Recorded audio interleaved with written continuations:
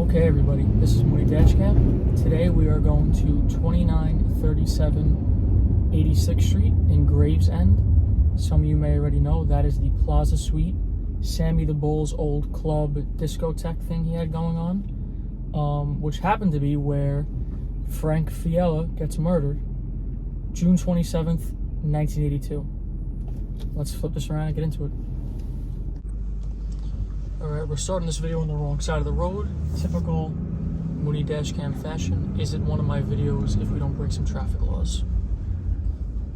Alright, so the way this all starts, we gotta wait for the stroller to go by. You'll see what I'm saying in a second. Everyone wait with me patiently. Okay, so how this all started is the guy, Frank Fiala, who's like a multimillionaire business dude. At one point he was going to buy a radio station in New York, a very big radio station. I mean, big industry millionaire. Also had a drug trafficking business, so he was a very wild guy. He moved around with an entourage, one of those types, very flashy with his money. Planes, helicopters, boats, cars. You get what I'm saying. So he rents out. We're in Gravesend, Brooklyn, by the way. I know we said we're in Gravesend. I said we're in Gravesend, but it's Brooklyn. He rents out the Plaza Suite, Sammy's discotheque, for a birthday party. He spends about $40,000, and I guess he rents out the whole place, and he's having his party there. It gets to be late at night. It gets to be, 2 in the morning, and Sammy wants him out of there. So Sammy starts telling his guys to try and get this moving along to get out of there. He gives him a problem. No, I got more friends coming. The party's still going. Blah, blah, blah, blah, blah. So the guys keep coming up to Sammy to ask him what to do. So eventually, Frank says, "Who's that guy? I want him out of here." So Sammy's like, "You want me out of here?" Like, he doesn't even say that he owns the place or anything. But they go back and forth a little bit. Eventually, Frank leaves. But Frank hates Sammy. Okay? Hates him. Now, most of the information I'm getting is actually from Sammy's video. I will link that in the description. You might have a lot to say about Sammy, but he is the first-hand account of what went on there. I don't know if it's all fully truthful. You never know. It's from a long time ago. Maybe his facts are a little bit off, but it's the closest source we have to what actually happened here. I got information from other spots too, not just his video. All right, continuing on. So eventually he leaves. It's very late. They turn the lights on. They shut the music off. He leaves with his friends. All right, no big deal. But like I said, he hated Sammy. So he's a millionaire. He likes to throw his money around. So he comes back and tells Sammy he wants to buy the club. He wants to buy the club for $1 million. Now, the property is worth like $250,000, $300,000, and same thing for the club. The club's probably worth about the same amount of money. So let's just say, conservatively, $500,000, maybe $600,000 the place is worth. He's offering $1 million. Now Sammy hates him, so he says no. They go back and forth, a little bit of negotiation. It gets up to like 1.3, 1.5 million in negotiations, which is kind of nuts for something like that, especially in 1982. Let's do the math real quick. That would be about $3.8 million today. So serious amount of money, of course. Oh no, red light. So they agree on this ridiculous sum of money. The guy doesn't care. He'll do anything to own this club at this point because he hates Sammy that much. So they move along with the negotiations. He doesn't care how much money it is. He just wants the club. He hates Sammy that much. But once they start getting into negotiations, he starts pissing people off. So Sammy gets visited by a bunch of other club owners who are also affiliated with certain families, blah, blah, blah, all spread out across Brooklyn. And they're pissed off. Why would you fly a helicopter over my busy club and yell with a loudspeaker to come to your club? He's like, what? I wouldn't do that. It's the guy Frank. Frank got a helicopter, loudspeaker, and yelled at the people in the line of the club to not go to this club and to come to his club, the Plaza Suite. That's not even his club yet. So Sammy's like, all right, I got to talk to this Frank guy. So he figures it out. He talks to him, and he's like, you can't be doing stuff like this. And Frank doesn't care. He's crazy. He does not care at all. They decide that almost half the money is going to be paid under the table. Like $600,000 is going to be paid under the table. Frank wants to pay him in gold. So, an under the table deal means no one's going to know what happened. Untaxable. So Frank sends Sammy and another guy to a bank with suitcases to get $600,000 worth of gold. They have to fill out paperwork and sign stuff and all this. And Sammy's like, this isn't under the table if we sign everything and it's documented that we were here to take it. So they leave without the gold. And he's getting cash under the table, Sammy, because he figures out he can't do the gold. So he's slowly paying him up. I think he ends up getting paid about $300,000 under the table, maybe $350,000 under the table, before this all falls to shit, which, of course, I'll tell you about. So Sammy gets a call from a woman that works there, a woman that works at the Plaza Suite, and says, Frank's in the club. He told us that we're all fired and you know, we all have to go home. And he's knocking down walls. He's acting crazy. Sammy's like, oh my God, okay. He goes, listen to him. Go home. Just pretend like he's the boss. He doesn't even own the club yet. He's not the boss. He's just out of his mind. He's on a power high. Sammy's like, listen to him. Just go home. Take the day off. Get all the girls. Get out of there. Just be safe. So Sammy's like, all right, I got to go deal with this. So he goes with his brother-in-law, Eddie Garofalo. Goes there. And he's going to deal with him. He's like, what's going on? So he pulls up, and Frank is like happy to see them. He's like a total maniac. He's like, oh, come inside. He looks inside. Sammy's playing it off. Oh, I like what you're doing to the place, you know. It looks nice how you're breaking down the wall so the staircase goes up or whatever. They sit down in his office. He's going on and on. He's getting like a little frustrated. He opens up his desk. Frank. Now this is really Sammy's office. This is not Frank's office. He's got two big guard dogs in there. Crazy. Frank takes out an Uzi, and he's messing around to Uzi as he's, you know, talking loud and getting angry with Sammy and the brother-in-law. They both thought they were getting killed. They both thought at any second that he was just going to murder them right there. So they're actually a little bit nervous because this guy's so off the wall crazy. He doesn't care about the mob. He probably knows who Sammy is but doesn't care. But he's probably even happier to do it knowing that he's a powerful guy. So eventually Sammy like bullshits his way out of that. Come on, we don't, you know, the deal's almost done, whatever. And he gets out of the situation. Once he leaves, he's fuming mad. He gets all his crew. He goes, everyone, we're meeting up. Bring all the guns you have. So they all meet up, and they come up with a plan. This guy's going to be the getaway driver. This guy's going to be a crash car. There's going to be a car to pull up. Oh, right here, this big white building. Right there, that's the Plaza Suite. Let's pull up. Let's get this done.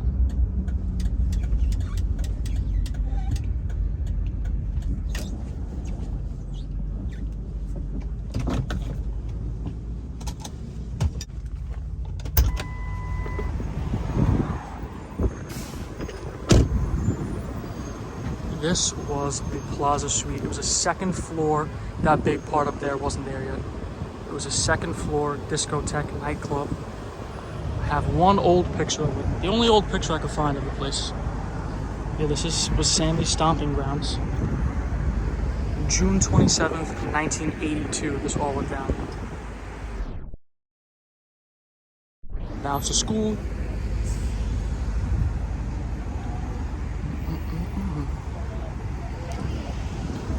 Okay, so who was involved in this was Nicky Cowboy, Michael DeBat, Louis Melito, and Eddie Garofalo, his brother-in-law.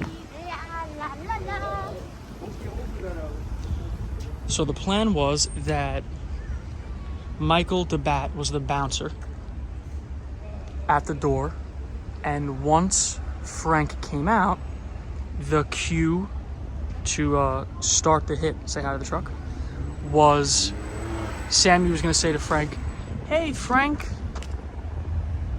Hey, buddy, what's up? That was the quote that he was going to say to him. Hey, buddy, what's up? Now, this right here was the door. See this awning? You'll see in the picture that I have, there's a white awning above it that says Plaza Suite. So that went right upstairs to the Plaza Suite. So yeah, the cue was, hey, buddy, what's up? Now, as Frank smiles and goes to meet Sammy, goes to greet Sammy, Louis Melito runs up, boom, blows his head off. shoots him in the chest and in the head, and stands over him and puts a bullet in each of his eyeballs to really send a message. Now, this probably happened right in the street. I tried to look for crime scene photos, but a lot of these old murders, you can't find the photos of them. This probably happened right here. How crazy is that? And then apparently Sammy spit on his body, which today you'd never do because you'd have your DNA there. So the cops show up really fast because, of course, a bunch of gunshots go off. Frank's entourage scatters, runs in every other direction. So the cops are close because there was a racial incident that happened over here around that time. So they were just patrolling the area. So they pull up really fast. And, you know, they lock down the whole scene. They put up the tape and they tell everyone, no one's going anywhere. So Sammy's kind of standing there. Everyone else is gone.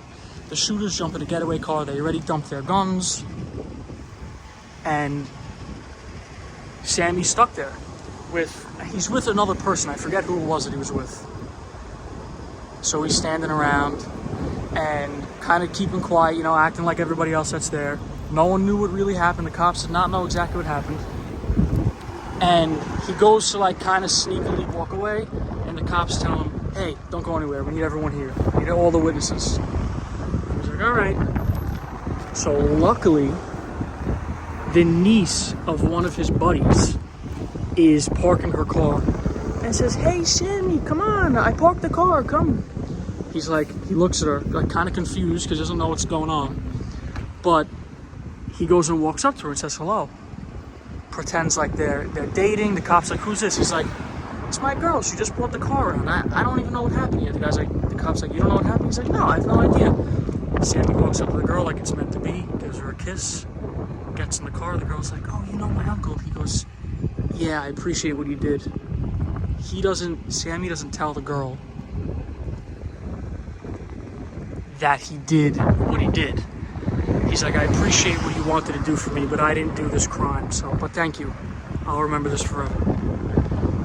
Very nice of Sammy, you know? Nice guy. Nice guy.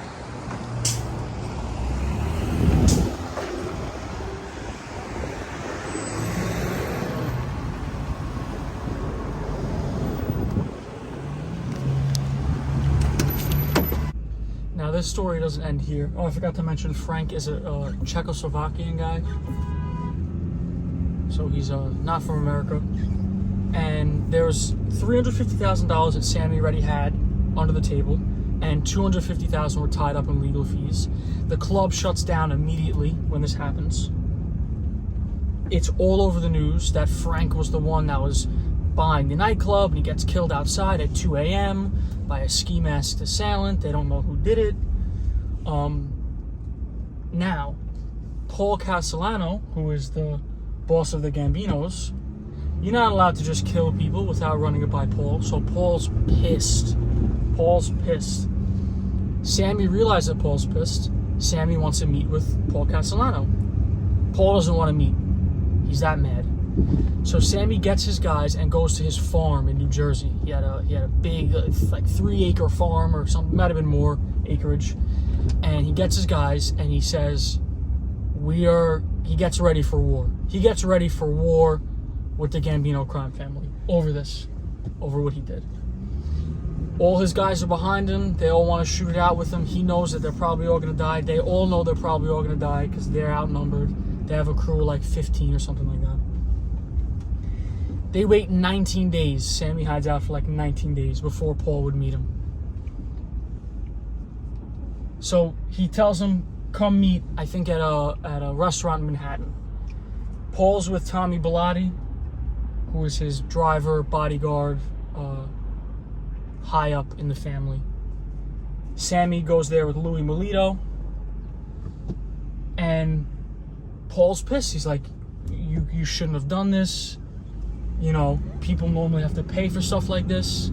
You're not the only tough guy around. As Tommy Bilotti touches his gun like they're going to kill him. And Sammy's like, listen, if you want me dead, I'll go outside, I'll take the gun, and I'll kill myself right outside. Because it's not worth it. He doesn't say this is to Paul, but this is what he was thinking. It's not worth it for my whole crew to have to die. I'm not going to win the war. And if I have to die for the mob in this way, I'll go outside and kill myself. This sounds super outlandish. I agree with what everyone else is thinking right now. It sounds crazy that that's how he was thinking. If that's really how he was thinking at the time, that's nuts. I don't know. It's a long time ago, this story. I'm just telling you what Sammy said. He said, I will go outside and blow my brains out.